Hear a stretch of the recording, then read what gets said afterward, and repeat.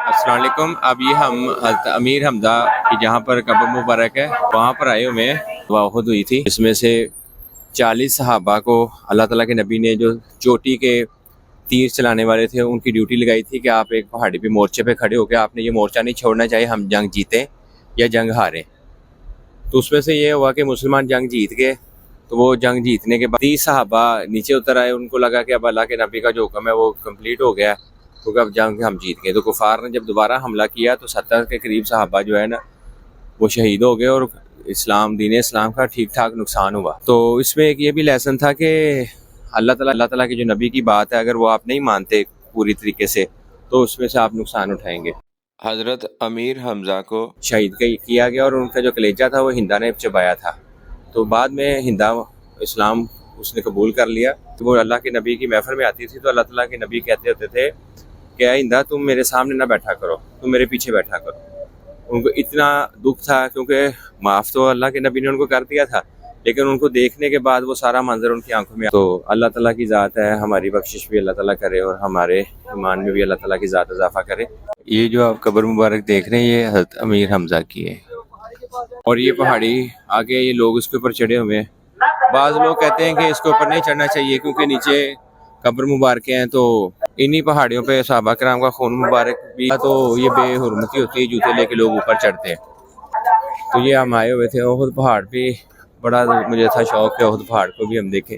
امیر حمزہ ہیں, یہ نبی کریم صلی اللہ علیہ وآلہ وسلم کے چاچا بھی تھے اور نبی کریم صلی اللہ علیہ وآلہ وسلم کے یہ رضائی بھائی بھی تھے.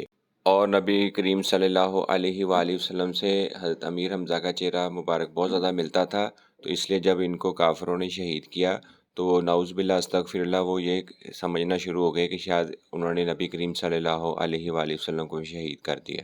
اور جب ہندا نے ان کا کلیجہ چبایا تھا تو بعد میں پھر وہ انہوں نے اسلام قبول کر لیا تھا اور وہ حضرت ابو سفیان کی بیوی تھی. امیر حمزہ کی جہاں پہ قبر مبارک ہے اس کے ساتھ ساتھ یہ جو آپ پہاڑ دیکھ رہے ہیں یہ احد پہاڑ ہے. اور احد پہاڑ جو ہے اللہ کے نبی کی ایک حدیث مبارکہ بھی ہے کہ احد کو مجھ سے محبت ہے اور مجھے احد سے محبت ہے اور اس کو جنتی پہاڑ بھی کہتے ہیں.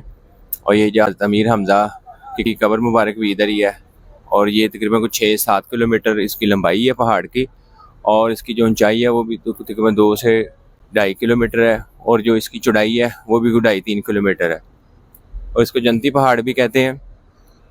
اور اللہ تعالیٰ کی ذات کل قیامت والے دن بھی ہمیں یہی جنتی پہاڑ دیکھنے کی توفیق عطا کرے. اور یہاں پر غزوہ احد ہوئی تھی.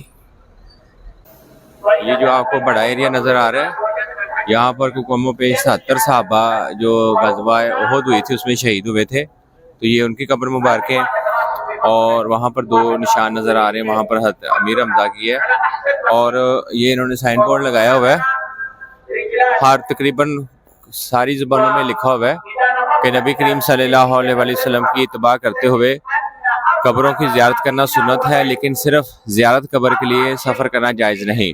پھر اس کے بعد انہوں نے لکھا ہوا ہے کہ 2 مقاصد کے لیے قبروں کی زیارت کا حکم دیا گیا ہے.